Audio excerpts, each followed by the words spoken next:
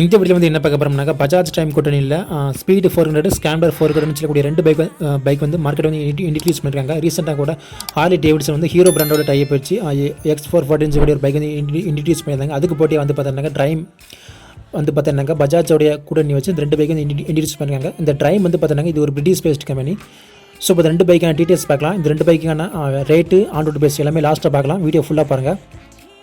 இப்போதைக்கு speed 400 bike மட்டும் தான் இன்ட்ரடியூஸ் பண்ணியிருக்காங்க. ஸ்க்ராம்பிளர் 400 பைக் வந்து பார்த்தீங்கன்னா அக்டோபரில் வந்து பார்த்தீங்கன்னா நீங்கள் வந்து எதிர்பார்க்கலாம்னு நினைக்கிறேன். அப்படி தான் அவங்க தெரிவிச்சிருக்காங்க.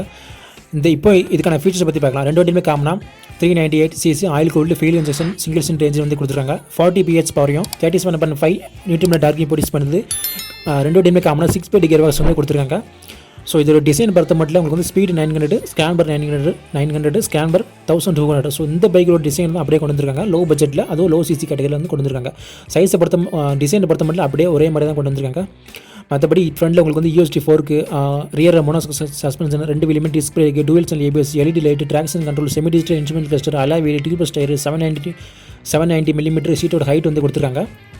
இது டிஃபரன்ஸ்னு பார்க்கும்போது ஸ்க்ராம்பிளர் 400 தான் வந்து பார்த்தீங்கன்னா டாப் மாடல். அதில் வந்து பிரேக்கோட சைஸ் வந்து கொஞ்சம் கூடுதலாக கொடுத்துருக்காங்க. 320 mm டிஸ்க் பிரேக் வந்து கொடுத்துருக்காங்க. ஸ்பீடு 400 பிரேக்கிங் பார்க்கும்போது 300 mm டிஸ்க் பிரேக் வந்து கொடுத்துருக்காங்க. பைக்கோட வெயிட்டை பொறுத்த மட்டும் ஸ்க்ராம்பிளர் 400 வெயிட்னு பார்க்கும்போது 180 kg வந்து கொடுத்துருக்காங்க. ஸ்பீடு 400 பைக்கோட வெயிட்னு பார்க்கும்போது 170 kg வந்து கொடுத்துருக்காங்க. அப்புறமா நம்பர் பேடு, சேரி கேடு, கிராப் ஹேண்டில் இதெல்லாம் வந்து பார்த்தீங்கன்னா கொடுத்துருக்காங்க. இந்த பைக்கு வாரண்டின்னு பார்க்கும்போது காமனாக 2 வருஷம் வந்து கவர் ஆகுது. அப்படி இல்லைனா 16,000 கிலோமீட்டருக்கு வந்து சர்வீஸ் வாரண்டி அன்லிமிட்டட் வாரண்டி வந்து கொடுத்துருக்காங்க. இடையில ஏதாவது பிரச்சனை வந்து ட்ரைமே வந்து பார்த்தீங்கன்னா கிளைம் பண்ணி கொடுக்கணும்னு சொல்லி தெரிவிச்சிருக்காங்க. ஸோ இப்போதைக்கு புக்கிங் வந்து கரண்டில் தான் இருக்குது. ஸ்பீடு 400 பைக் மட்டும் தான் புக்கிங் வந்து இருக்குது. ஸ்க்ராம்பிளர் 400 அக்டோபர்லாம் நீங்கள் வந்து எதிர்பார்க்கலாம்.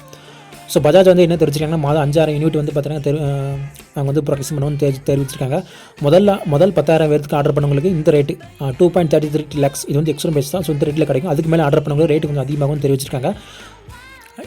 ஸ்பீடு 400 100% பார்க்கும்போது 2.62 lakhs கிட்ட வருது. அது 2,62,000 கிட்ட வந்து வருது. ஸ்க்ராம்பிளர் 400 ரேட்னு பார்க்கும்போது ஒரு 3 லட்ச ரூபா நீங்கள் வந்து எதிர்பார்க்கலாம்னு நினைக்கிறேன். ஸோ இந்த ரெண்டு பைக்குமே முழுக்க மார்க்கெட்டில் இருக்கக்கூடிய ஹார்லி டேவிட்சன் X440 தான் போட்டியாக வந்து பார்த்தீங்கன்னா கொண்டு வந்திருக்காங்க. ஸோ இந்த ரெண்டு பைக் பற்றி நீங்கள் என்ன நினைக்கிறீங்க கமெண்ட் பண்ணுங்கள் பார்க்கலாம்.